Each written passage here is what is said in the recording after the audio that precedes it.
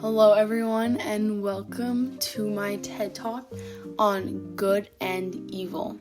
Today I'm going to be talking about how people can have good intentions, but when power is involved, they can become evil, and what that looks like in my personal life and in the real world.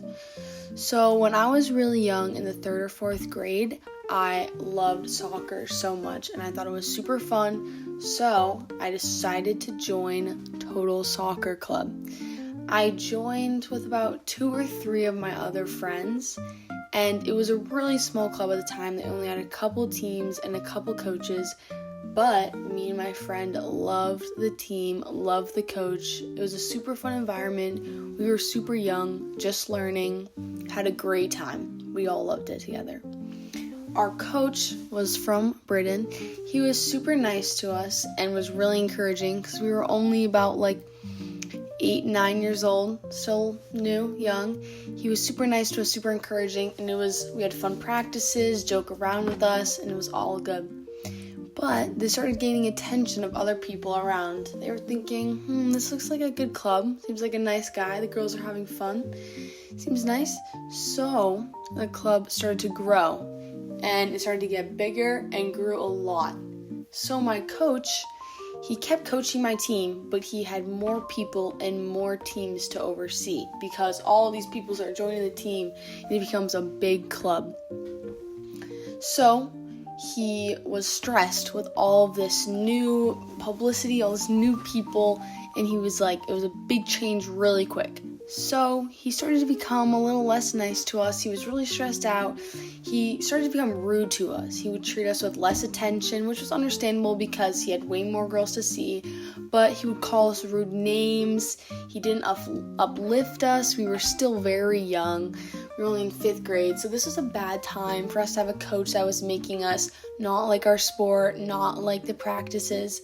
So he became a really bad coach, and most of the girls, including myself, we decided to quit at the end because this isn't the environment we wanted when we were so young. And a specific example is we were at a game and we had lost really bad, but one of the parents wanted to take a photo after because they thought it'd be fun and cute. So me and my friend laid down in the photo, and he yelled, he was like, "You're not Tom Brady, get up." And me and my friend thought that was really weird, and we were really sad about that because we were like, we're so young. So moral of the story, our coach he didn't turn evil. He had good intentions, but with all this power and new money and all new publicity this club got, he didn't become the nicest. And this really taught me that good intentions can be corrupted by power and money, and this isn't always on purpose, but it's still as hurtful. And what I got from the story is that even though I was just a little girl, he was being really mean, and it kind of took my love away from soccer at a really young age, which was unfortunate. My next example of good and evil is with Trump's national park cuts.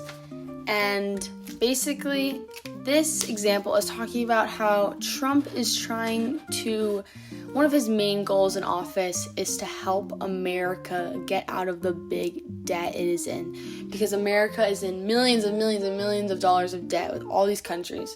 So, this debt, they need money. And he's thinking, what can I get this money from? Different places he's looking at, and he found national parks. They use a lot of money. They have to use a lot of upkeeping. They have a ton of visitors. It's a lot of work that gets put into keeping these national parks open. So his solution to that was to fire 2,000 recently hired employees and an additional 1,000 existing employees' jobs. These employees have a huge love for nature, and obviously they like their jobs, they love their jobs, maybe not all of them, but they were obviously sad because their jobs just got cut. But they were sad because they didn't have financial stability in some areas because their job just got cut. But another main factor of why these people were very worried when their jobs got cut is because of park safety. And with less park rangers, that means longer lines, reduced hours at visiting centers, trails that are closed during public dirty public facilities because not as many workers, not as many jobs, not as many people to do all of these little jobs that you wouldn't expect you would need so many people for. So with less people, there are less rangers around helping with the park, which leads to some unprepared hikers and travelers, because some people come into these national parks, they just look around, they're so beautiful. Ooh, I'll do a quick couple-mile hike. I just want to see these sights. This is going to be fun. And these rangers have to go up to these people and be like, hey, do you have enough water, sunscreen, food? Are you wearing sandals? Do you know the weather? Is there going to be a thunderstorm? Is it going to rain? Without all these rangers are worried that they won't be able to catch all these little things that happen. And these people will end up going on these big hikes with all these big rocks, all these big avalanches. They're scared that these people could fall, not have enough water, not be prepared, and it could end up hurting the safety of the visitors at these parks. Trump's intentions are well, trying to help America with all of its debt, but it's leaving thousands scrambling for jobs and rangers worried about the national parks and safety of the visitors.